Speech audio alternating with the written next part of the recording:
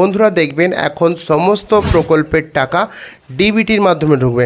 সেজন্য দেখবেন প্রত্যেকটা মানুষ ডিবিটি করার জন্য ছোটাছুটি করছে বন্ধুরা। কেউ সাইবার ক্যাফে যাচ্ছে তো কেউ ব্যাংকে যাচ্ছে।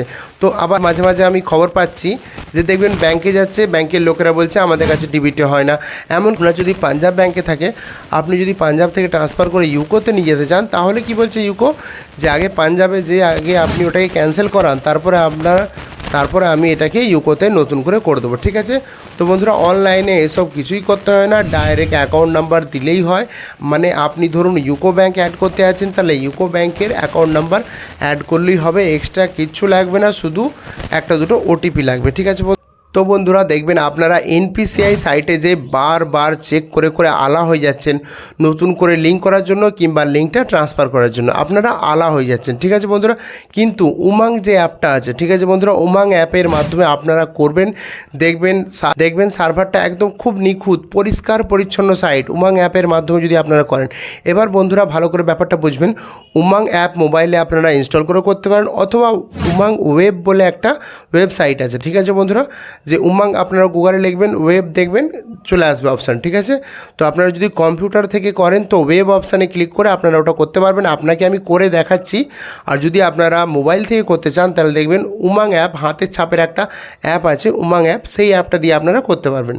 গুগলে এসে লিখতে হবে উমাং লগ ইন বা উমাং যা খুশি লিখবেন, সবার উপরে দেখবেন এসে গেছে আমাদের ওয়েব ভার্সন। তাহলে web.umang.gov.in এই লিঙ্কে আমি ক্লিক করব। যদি আপনার কাছে আইডি পাসওয়ার্ড না থাকে, মানে মোবাইল নাম্বার পিন না থাকে, তাহলে আপনি রেজিস্টার করবেন। প্রথম দেখুন রেজিস্টার অপশান আছে, এখানে ক্লিক করবেন, মোবাইল নাম্বার আর পিন বানিয়ে নেবেন, ঠিক আছে। তো মোবাইল নাম্বার আর পিন যদি আপনার কাছে থাকে তো লিখে দিয়ে লগ ইন করবেন, বেশি কিছু ব্যাপার নয়, ইজিলি করতে পারবেন। লগ ইন হয়ে যাওয়ার পর সার্চ অপশান বলে একটা অপশান আছে, দেখুন উপরে, ওইখানে লিখতে হবে সিডিং। আধার সিডিং লিখলে অসুবিধা হবে, শুধু সিডিং লিখবেন, SEEDING। দেখবেন আপনার কাছে সবার উপরে চলে আসবে ভারত আধার সিডিং এনেবলার। ওখানে ক্লিক করলেই আপনার কাছে এটা অন্য ওয়েবসাইটে নিয়ে চলে আসবে।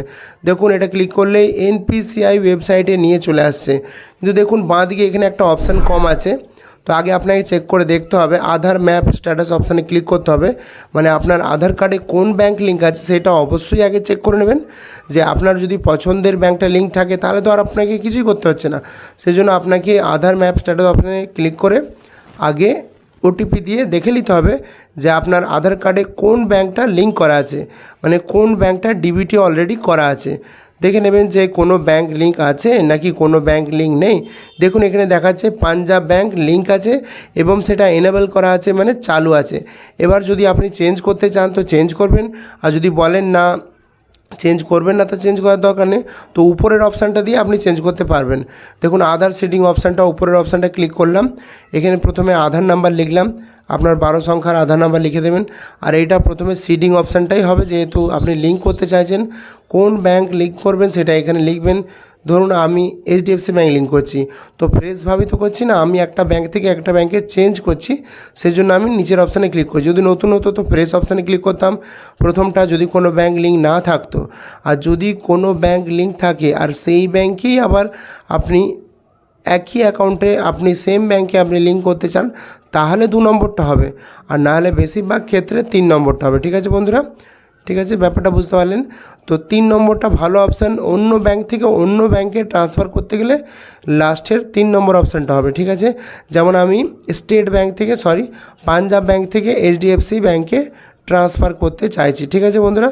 তো পাঞ্জাব ব্যাংক থেকে HDFC ব্যাংকে ট্রান্সফার করতে চাইছি, সেই জন্য আমি নিচের অপশানটা করেছি যে from one bank to another bank, ঠিক আছে।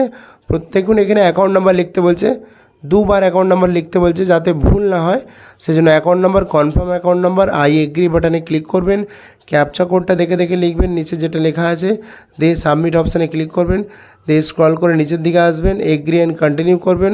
আপনার আধার কার্ডে যেই মোবাইল নাম্বারটা যোগ আছে তাতে ওটিপি যাবে, ওটিপিটা দেখে দেখে লিখে দেবেন, দিয়ে কনফার্ম অপশানে ক্লিক করবেন, দিয়ে দেখবেন কিছুক্ষণের মধ্যেই আপনার লিঙ্ক হয়ে যাবে। চাকাটা একটু ঘুরবে, ঘুরে ঘুরে ওয়েট করবেন, দেখবেন সাকসেসফুল দেখাবে, লিঙ্ক হয়ে যাবে।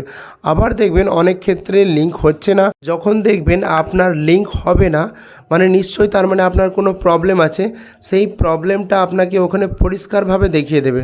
দেখুন এইখানে যেমন প্রবলেমটা দেখাচ্ছে বন্ধুরা, দেখুন এইখানে এরকমভাবে লিঙ্ক করার আগে এরকম একবার কনফার্ম করতে বলবে যে আপনি কোন ব্যাঙ্ক থেকে কোন ব্যাঙ্কে ট্রান্সফার করছেন। দেখুন এখানে লেখা আছে আধার নাম্বার নট ম্যাপ, মানে আপনার ব্যাঙ্কে আধার নাম্বারটা পুট করা নেই। আধার নাম্বারটা ব্যাঙ্কে পুট করা থাকতে হবে, সিস্টেমে এন্ট্রি করা থাকতে হবে, তবে এখানে আপনার লিঙ্ক হবে। মানে মোটামুটি কেওয়াইসি মতো যেটা করতে হয় সেটা তো করা থাকতে হবে না, না হলে আপনার লিঙ্কটা হবে কী করে। সেই জন্য এই লিঙ্কটা হলো না, কিন্তু বেশিরভাগ লিঙ্ক হয়ে যাবে। আপনাদেরকে লাস্ট অবধি দেখিয়ে দিলাম, আপনারা দেখবেন সাকসেসফুল দেখাবে, আপনার লিঙ্ক হয়ে যাবে। তো বন্ধুরা এইভাবে বাড়িতে বসে আপনারা 2 মিনিটে ইজিলি লিঙ্ক করতে পারবেন। লাইক করুন, বেশি বেশি করে শেয়ার করবেন। নতুন হলে অবশ্যই চ্যানেলটা সাবস্ক্রাইব করে বেল আইকনটা প্রেস করে রাখবেন।